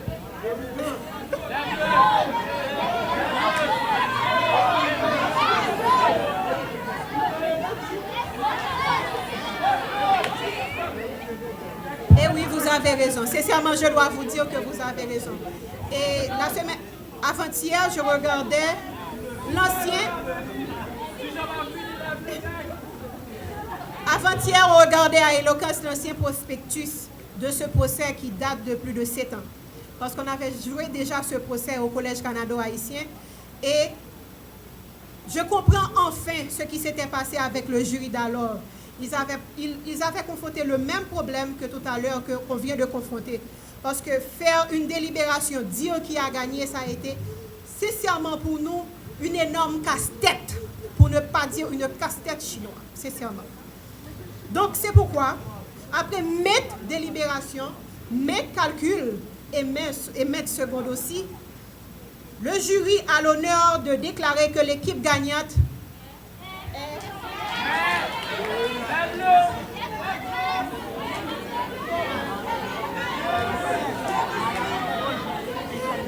Maître.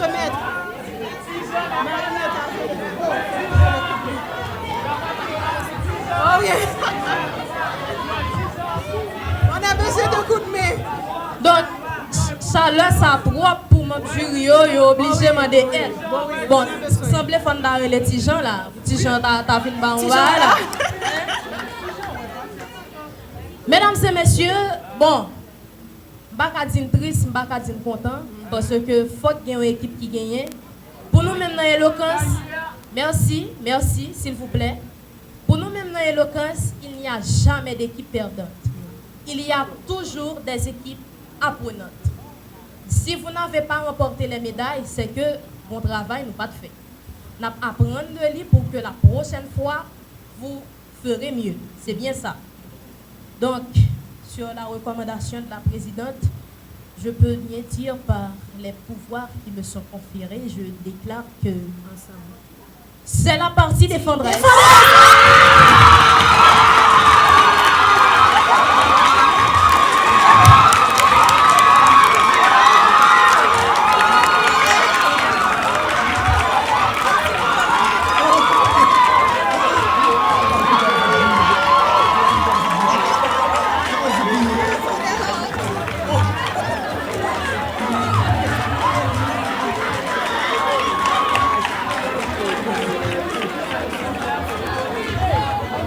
Et les prix sont en train d'être décernés aux différents membres de la partie défendresse.